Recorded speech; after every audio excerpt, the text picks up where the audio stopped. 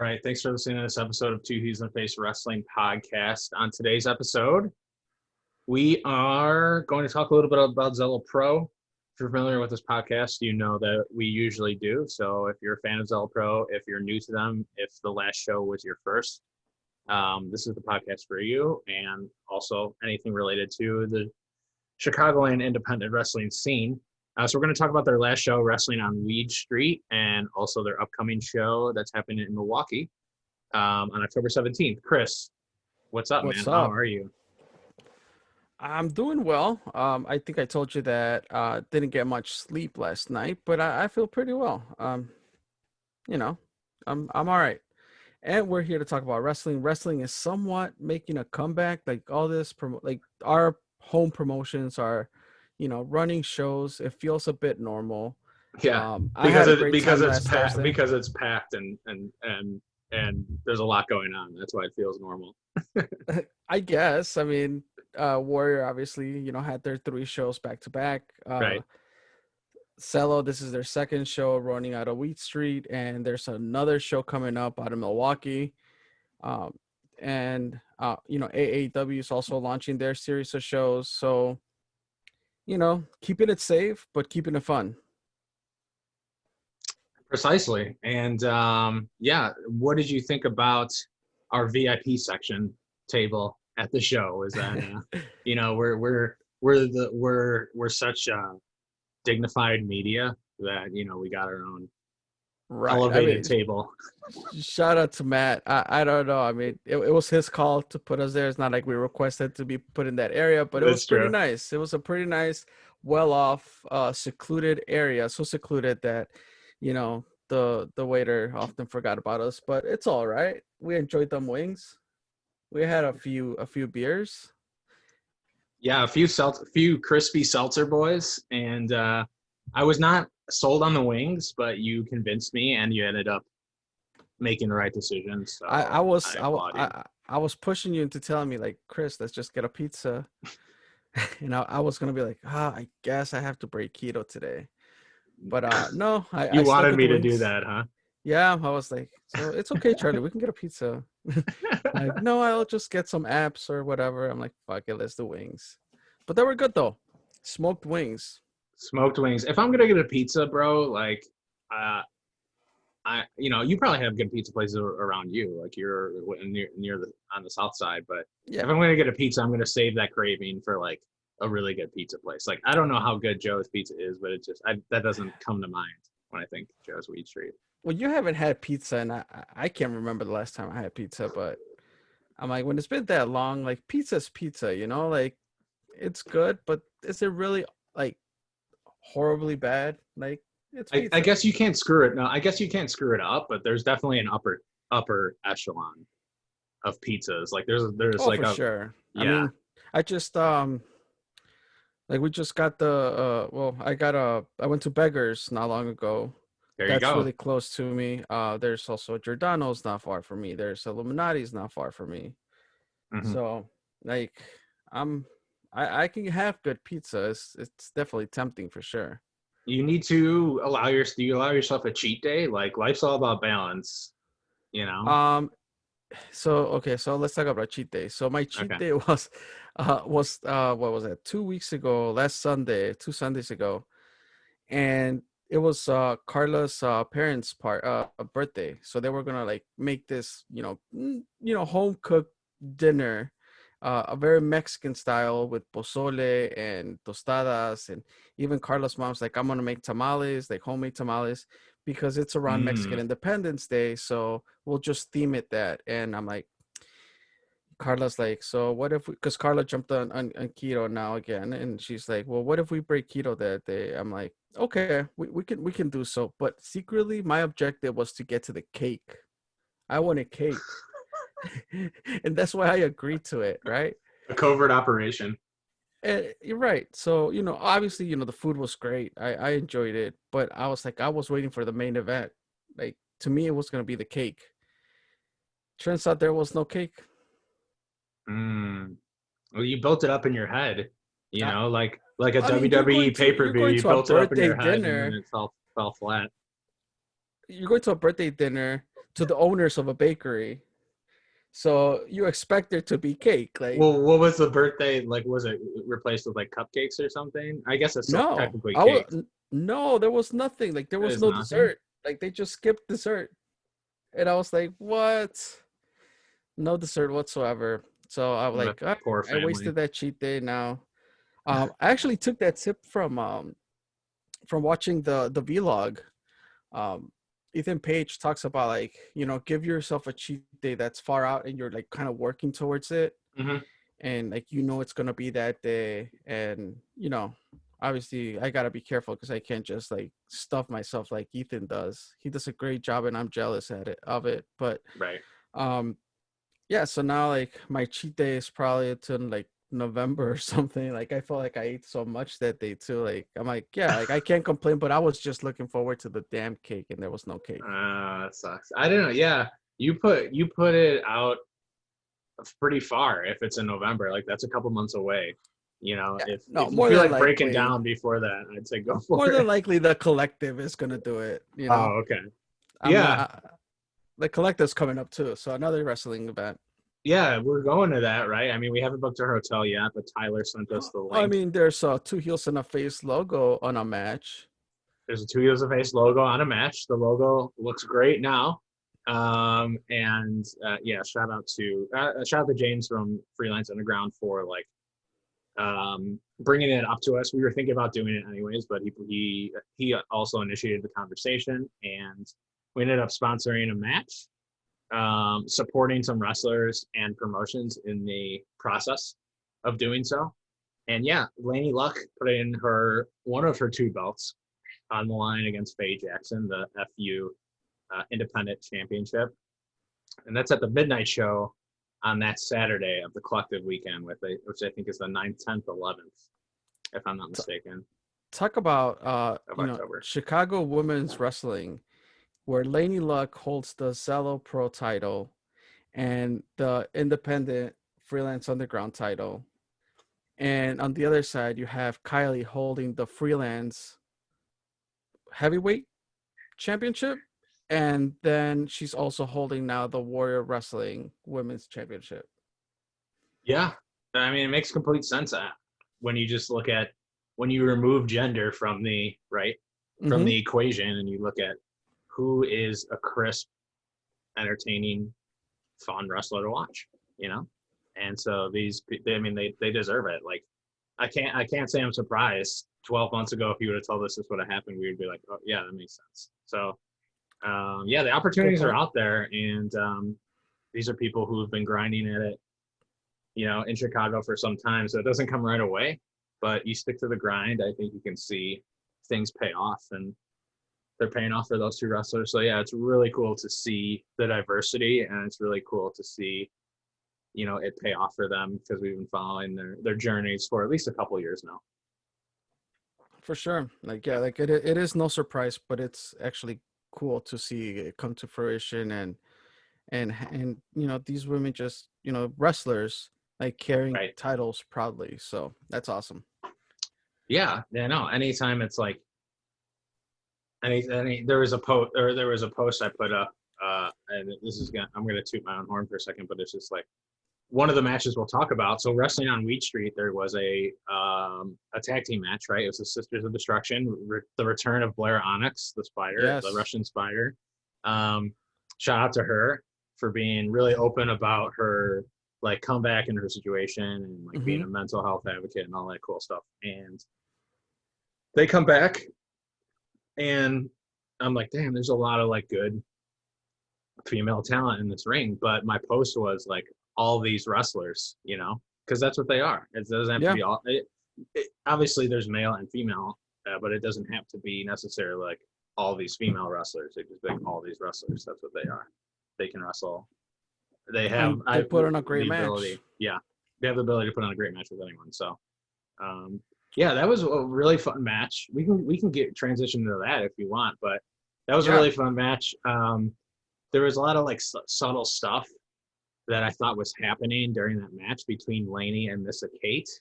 It almost seemed like Laney was like super frustrated with Missa Kate, because you have to remember too that like Laney is a veteran in that ring, Right. and she seemed to be like, I remember she like pulled Missa Kate back into the corner and then like tagged herself in. Like that is a little bit, instead of like letting Missa Kate come to you, that's like a little bit of like a disrespectful move, right? Right. I mean, and like you mentioned, Laney being the veteran in the ring. I mean, if we look at, referencing one of our older podcasts, I was gonna give it a shot and give out the number of the episode, but I wouldn't be able to do that. We had Missa Kate and the Sisters of Destruction, in one podcast talking about how Right. they were somewhat still early in their career, but they were gaining momentum. And here we see them all compete, you know, plus Laney Luck, who like you said is the veteran in the ring. So yeah, that was cool to see. We would talk about the match, I guess, but do you want to just get into it? Talk about list all the matches that went on, and then we'll pick out a few to talk about. Yeah. I want to say really quickly that Laney pulling back Melissa Kate like into the corner almost disrespectfully in like a veteran way of like, come on, rookie, like get your ass back here and tag me in. Mm-hmm. I thought that was a good precursor to Melissa Kate being like kind of fed up with Laney, and Melissa Kate ended up turning on her at the end by refusing the tag. Yeah, that's what I was kind of getting at. Like they planted like a little seed early, and I don't know if it was intentional or unintentional to plant that seed early, but you kind of notice things like that during the match. But yeah, there was a lot of people that deserve to do due diligence, so why don't you just list off the card? Sure. So I am not 100% sure that the way I'm going to read them off are in the correct order as they happened, but these matches happened nonetheless. And shout out to D Ray for helping us put all of this together, because our notes weren't the best that day, and Yeah, we I just didn't wanted to take make any. sure that's what I meant. Like, I don't take notes, but we just didn't want to miss out talking about any match here. So we opened up with Kylie Ray versus Jay Raves. Kylie picking up the win. Bank Bros versus the Black Heart Battalion. Black Heart Battalion picked up the win by submitting Davey Bang. Jesus Bryce versus Warhorse. Warhorse picking up the win. Big win, big elbow. Gary J versus Mason Conrad. Mason Conrad picking up the win. Joey Marks versus CJ Sparsa versus Jacob Dean. CJ Sparsa takes the W. Trevor Outlaw versus Isaias Velasquez. The definition, Isaias Velasquez picks up the win on the rookie Trevor Outlaw. Then the match that we just talked about, Missa Kate, Lady Luck versus Sisters of Destruction. Sisters of Destruction pick up the win. And then we had the main event, the Drama King, Matt Rehwoldt versus the Filth King, Brubaker. Brubaker got DQ'd. Drama King picked up the win. And that leaves us hanging and ready for the next show. Right. Yeah. So when you just go down the card, there's a ton of young. I mean, this is like has to be one of the youngest like in age cards, or youngest like tenured. Like if you were to do an average or something, there's so many young physically and young in the ring people on this card. That's a really cool thing. I think Zelo recognizes that, like, help grow the next crop and kind of build them around your brand. Then they become synonymous with your brands. And like you associate these people who aren't established some other places with being like a Zelo Pro like mainstay. I think that was super smart. Like Dean Jacob, like like he wasn't doing the tag team gimmick. He had his own new trunks. He was his own independent like solo wrestler. Like that was really cool to see.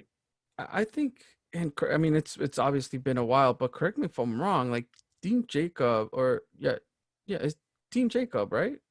Or Jacob Dean. Oh, did I say it wrong? I'm halfway through my Modelo, so I. Well, no. The way it's listed in the sheet that I have in front of me says Jacob Dean, but I know him as Dean Jacob. Yeah, So, well, this is the second time it shows up this way, so it makes me wonder. Ooh, maybe we got some bad info from D-Ray. He's probably trying to sabotage us. Well, he's like, oh, Chris is going to read this. So oh, no, it says Jacob Dean on his Twitter. I think we've been fucking it up. Well, damn. Well, you can chalk that one up to the Modelo. Jacob Dean, in this case, at Zelo, I don't think he's done the school gimmick that the what would they call themselves with Isaiah's and uh Jesus Christ. The school. It's We'll been a just call him while. the The school. school. Yeah. Right. So like I don't think that has come to Cello. I think that's just what we know of Jacob Dean out in freelance and freelance on the ground. Right. But yeah, Um he's his own man. he's his own man, and he like we were talking about that, like dude looks jacked. He's like two of me. He's so yoked. I it's unbelievable how ripped that dude is. And you can see that he works on his facials. At least that's something that caught my attention. Like he like does movements like to show that there's presence in the ring when he's there. Um, so that I mean, again, he's one of the young guys, right? That you were talking about. Yeah, you have people like Jay Raves and Kylie Ray wrestling, and Isaiah and Trevor Outlaw, like Mm-hmm. veterans ushering in and helping out young people. Like Trevor Outlaw definitely has like enough charisma to like really do a heel gimmick and fine tune that. Absolutely, at least for just from like a fan to wrestler perspective of watching him. So yeah, it's just really cool examples of people getting the shine that haven't had a chance yet. And Zelo Pro's taking a risk. It's a little bit of a risky booking in some cases. Like sometimes things don't look the cleanest in the ring, and that's okay. Like I think if you're a positive fan, you can kind of look past that in some sense. But Mm-hmm. And I think yeah, it was a perfect storm also for Trevor Outlaw, right? Working with Isaiah's. I mean, we know that they've worked together at the school. Um, but also the fact that Cello was, a sold out crowd within the safety parameters, of course. And the crowd was actually, louder this time around. They were able to give him shit as a heel, and he was able to, talk shit back. Like he definitely engaged with the crowd, and I think that like solidified him as the heel that he wanted to be for this match. yeah, that's a great point. Yeah, a great point is the crowd. Yeah, the crowd was louder because there's more people there, but it was loud. It was more lively than the Stronger Mm-hmm. Together show. So that just really helps everyone in the ring. Absolutely. Yeah, so I never felt like I had to make noise or like had to be. I mean, you're really big in the starting clap chants now. Can you comment on that, Chris? That's become your Oh, thing. well, I mean, it's not my thing, but like we talked about this, That's your right? Like thing. That's your thing. now that the shows are with limited capacity, and in the case of Warrior, it's out in the open. Like you see the opening where wrestlers are like kind of looking, not looking, but you sense that they're like waiting for a reaction and nothing's happening. So you kind of start the slow clap and evolve it into a faster clap and such. But I had a hard time at Cello. The crowd was so hyped up that their claps were so fast from the beginning. I'm like, I thought it's supposed to be a slow clap, like clap, clap, clap, clap, clap, clap. They sped it But up, yeah. yeah, they started at in second gear when I'm like, you start off at one, but I was like, I was all for it. Like as long as the crowd is involved and there's noise and the wrestlers are feeding off of that, I think that's all that matters. But yeah, like I was like these claps are pretty fast. And there's some people in the crowd too that you need these people too in the crowd because it's Mm-hmm. like be only because like we understand the somatic things of wrestling. So like when something's happened, we can kind of catch up on it, and we're almost like desensitized to some of the stuff. Yeah. You felt like you had some of those fans that weren't super familiar with like wrestling and going to a wrestling show, and they're just like really into everything, and it's just like they make the experience so much more fun for you because they're commenting on like every little heel thing that like someone is doing. They're like commenting on it, and they're like Mm-hmm. they're yelling at the ref like way more. That in like Chico had a night. He was in the ring a lot. Like that man was working. He got plenty of chance in between matches. Yeah, he got some love. But it was a really fun crowd. I think that I wonder uh, if he's gonna change his social media name to Chico the Ref. Chico the ref. Maybe we could start a petition for that. Maybe that's one of his alter egos. Yeah, we really need. I think we need some new hashtags. Only because GPA is not wrestling at the moment. Paco. I don't know. Maybe we start a hashtag like Chico the ref. Hashtag ref Chico. Viva la Chico or something Viva like la that. Chico. Yeah. Maybe we need to start one of those hashtags. I don't know. What are your thoughts on that? I mean, yeah, I'm down for it. We have to, keep creating the buzz. Like the crowd is demanding Chico as a ref. They truly embraced him on this show. So I'm all for it. Real quick, you mentioned that Jesus Bryce and Warhorse was the match of the night for you. Yes. Yeah. Yeah. I think it's the character play was a 10 out of 10. Like them playing themselves as a character. Warhorse rules ass, right? Like, how do you rule the sexiest ass in the entire arena? Maybe within like a 40-minute driving radius of. Damn, who lives 40 minutes away? I don't know. How far does your mom live? Oh. Okay, I'm just joking. I just pulled that. I just pulled that number out of my ass. But Warhorse was trying to rule his ass. He ended up ruining it, but And he did, yeah. I mean, there's a lot of sexy vibrations, so it's just that you it's a lot to take in at first. But I think it was just two gimmicks working really well together, two experienced wrestlers working really well together. Yeah, and like I'm a sucker for that elbow drop. Like he's so good at it, and just the fact that I guess we were so close to the ring, you were able to really absorb it all, like and see it happening. Like I was like, holy shit! Like it was pretty cool. It gave me some like Macho Man vibes. Oh, it absolutely does. I think that's what he probably modeled it after. Or actually, it's a little bit more Shawn Michaels, I think, because he has the like motion where his opposite hand starts up and then it comes down, and as that's happening, his elbow's coming up. I think it's a little bit more Shawn Michaels, but it definitely got some Macho Man vibes in there. But I'm a huge fan of like normal moves just done in an extravagant way being finishers. Like Kairi Sane's elbow. Kairi Sane's elbow was an elbow drop, but hers was like so over the top. So yeah, I'm just a fan. That should be more normal, where you take like maybe a fairly simple move, but you just do it in an outlandish way instead of trying to come up with like, a super cruel finisher that sometimes looks a little bit awkward. Like, I don't know. The last one I can think of that was like new and really cool was like Baron Corbin's End of Days. Is like a new a move you've never seen before, and it looks really cool. But sometimes you can get a little too mad scientist-y, and sometimes all it takes is just like a really vicious elbow drop. But yeah, he's got it. Good old-fashioned wrestling. Simplicity.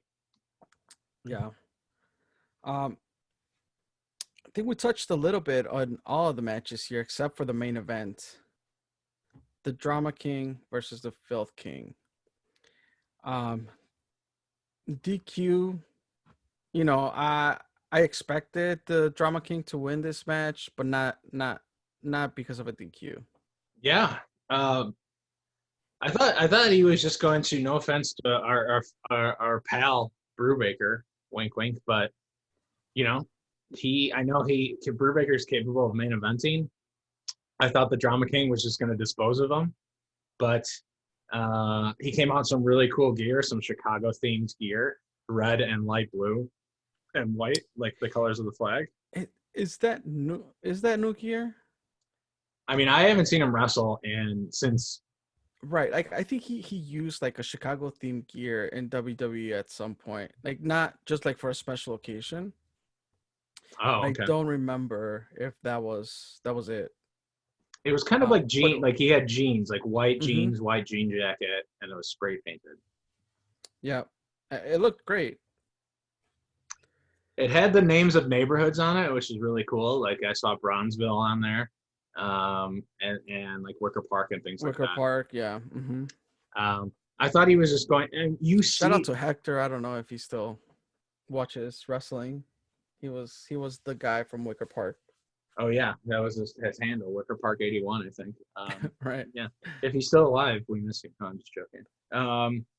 But yeah, you can see like when the Drama King comes back, like how big this man is. He's so tall. Oh yeah. And you're just like, that's what I kind of felt like too. Like I'm not trying to compare the two; they're completely different people. But like when Simon Gotch started wrestling in Zelo, I was just like, this guy's like bigger than everyone. Like he is so huge. And then like the Drama King comes back, it's like this guy's also huge. Like they just have this size to them, and it's almost like, you know, some people say like you need a certain size to be in the WWE, but like that's not. I'm not saying that their size is the only reason they were there, but like he has this presence about him. He's just No, like, right. holy Once you shit, get to this see guy's him in really tall. person, Yeah, like, yeah, for sure. Like, because, you know, under the, you know, WWE TV, like, you know, these big guys still look small compared to bigger guys. But yeah, yeah, it reminded us how how big he is, how tall he is, and standing, you know, in front of Brubaker, where Brubaker has to look up and some. Um, but yeah, man. So this is gonna lead us to a 6-man tag in the upcoming show. right. And if I ever upload this to YouTube, which I probably never will, but I am in front of um The a official poster the official poster, of which the is gonna show must go on. the show must go on. It's gonna be on Fight TV.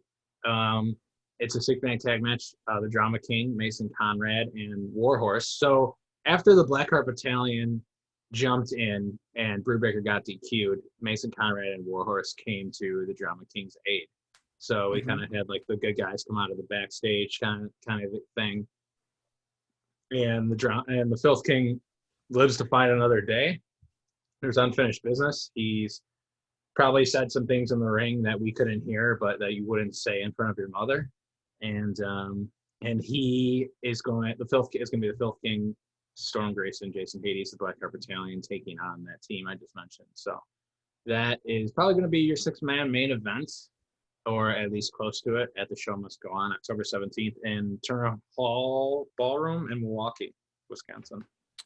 That's correct. October 18th, Milwaukee here. I was going to say here we come, but I don't think you're coming to that one, right? Did you say 18th? I believe it's 17th. 17th. Yeah.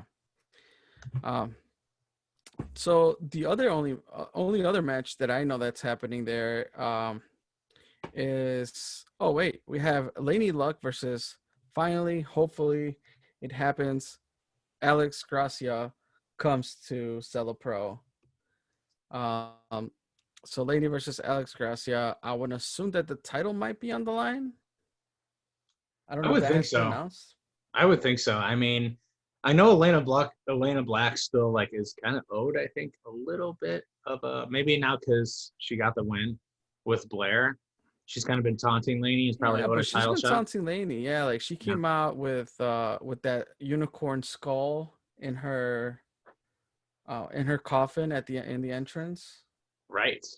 So I think there's still some unfinished business there, but we'll see when that, you know, comes to fruition. As of now, Laney's opponent is Alex Gracia. So finally, I really hope it happens this time. I know it's been like the match that's been messed up a couple of times. I think once due to travel things, and then once probably maybe COVID or something. But it's just like it's like this annoying thing you can't get off your back that just the organization of this match, because you know it's going to be a great match, but it's just like fate is not allowing it to happen. So I hope it finally happens. And announced, there's also a women's 5-way, which will debut High-End, Sky Blue, Sierra, and Missa Kate, and Jay Raves. So, you know, some familiar faces, some new faces to the Zelo audience. You know, it's a 5-way. It's always a fun time. Like I think last time they were in Milwaukee, there was a multi-man match where what was it? Oh my goodness, I'm forgetting his name. Of course, I knew it came. It came to a name, and that's where we derail. Yeah. Wow. What's his name? He made a debut in a multi-man match. I mean, there's no. You're gonna need to give me some kind of description, or he made his debut in Milwaukee. That's not enough. What does the man look like? Like what wrestling debut. Oh, Isai. Isai. Sweatpants, right? They were calling them sweatpants. Right. Yeah, so, you know, I don't know where I was going with that at I that don't know. point. I don't know. I got lost trying to think of his name. Oh boy, I don't know if people realize like we record really late sometimes after a full day of like staring at a computer and both working like digital marketing jobs, and sometimes it's just not there. So I get it. I mean, I'm always going to give you shit for not remembering a name, but I can also understand it. You know. Well, I heavily rely on you for you to catch me, but now that I know you're gonna let me fall, Well, once you described him, I'll be ready for the bump. God damn it! once you described him, I bailed you out. Did I not? Yeah, you did. You let me struggle though. I didn't know what he looked like. You just said a man. A man made his professional wrestling debut at Milwaukee Turner Hall. Yes. East Side. The trend continues, I think, of at least 2 women's matches on every card for Zelo. I'm pretty sure they still kept that streak alive as far as I can remember. So, yeah, it's happening. It happened at the last show. It's happening at this show. They are true to that word. I mean, yeah. If you want to see women's wrestlers or just wrestlers get the same opportunity as other wrestlers, Zelo Pro does provide that. So, I tip my Modelo to the. Can you see it in the? No, it's getting absorbed to your background there. I see it briefly. Okay. Anything else, Chris? No, man. I mean, like I said, our weekends are packed with wrestling now. It's even weird to say that. I know it's just like boom, boom, boom. That's how I know it feels normal, because it's like boom, boom, boom, boom, boom, boom, boom, boom, boom. Like events. Once I need to start putting wrestling events on my calendar, right? That's when like, okay. But also, I'm hoping that, or I don't know what I hope for. I hope for everyone's safety, but I just have a feeling that as the cold progresses and winter really hits, this might have an abrupt stop again. So enjoy while it's here. Enjoy the shows while we can. Make sure you're wearing your mask, your social distancing, and take all the safety precautions in order for us to keep wrestling alive and well. Absolutely, yeah. Do not be ignorant to the fact that like we have to take safety precautions, and and like honestly, if you're feeling blue and you're feeling like seasonal depression is a serious thing, we're in the fall, we're getting into the winter, like lean on wrestling for that, and help you overcome those periods of sadness. I know we're going to the collective. We're hoping to see a lot of people there. We'll hope to at least like try to carve out pockets to record some content and things like that. Maybe we'll do a car cast on the way there, but it'll probably just be us like not saying super interesting things, probably. Right. So maybe we'll do that, I mean, we can do some Instagram live or something, maybe, yeah, drive along with us or some shit. We'll figure something out. I think the drive is what, 3 hours? Yeah. We're gonna need to occupy ourselves in some way, and we're hoping to see everyone there, and we're gonna stay at the Delta Hotel. I believe we haven't booked it yet, but that's the plan. And hopefully they keep our mini fridge stocked with Modelo's and crispy seltzer boys. So that's the plan. At least now, watch some wrestling. Yeah, let's get ready for that. But remember, tickets are on sale for The Show Must Go On, Zelo Pro Turner Hall in Milwaukee, October 17th. See you there. Yeah, or watch it on Fight. Go to Zelo's Twitter at Zelo Wrestling. You'll find the ticket links and stuff. Awesome. All right, well, let's wrap it up. Let's go home. Make sure to follow us on social media, Twitter, Facebook, Instagram, 2 Heels and a Face. That's number 2 Heels and a Face. I hope that sometime soon I'll be posting the Mask Mondays. I actually just gave Charlie a quick preview of what I got in stock here, but I just haven't posted any pictures. And outside of following us on social media, there's a Pro Wrestling Tee store out there for 2 Heels and a Face if you want to get a shirt. There's also winter's coming, so there's the watermaneuver.net 2 Heels and a Face hoodie. It's pretty warm. I still I'm using it now because it gets cold during the days when I gotta take it till for a bike ride. So outside of that, Charlie, where can people find our episodes? iTunes, Spotify, Stitcher Radio, SoundCloud, Google Play, I think still. I know there's an email about Google Play sitting in our inbox that I have neglected for like many weeks. So hopefully So what? our Yeah, stuff what was Google still Play there is doing, it went from Google Music to Google Play. to Google Now, Podcast. now it's Google Podcast. Yeah. Okay, So cool. we're on Google Podcast. Google Podcast. So I'll start saying that now. And yeah, probably some other random Android apps that we have no clue of. Just like iTunes. Didn't iTunes turn into Apple Podcast? Yeah, that's true. Yeah, yeah. The Listen, Purple Podcast app on your phone, like that's the basically Purple iTunes. Poppy Podcast. Purple Poppy Pod app. Just go to twoheelsintheface.com. You'll be able to find us there. Google Two Heels in the Face with the number 2.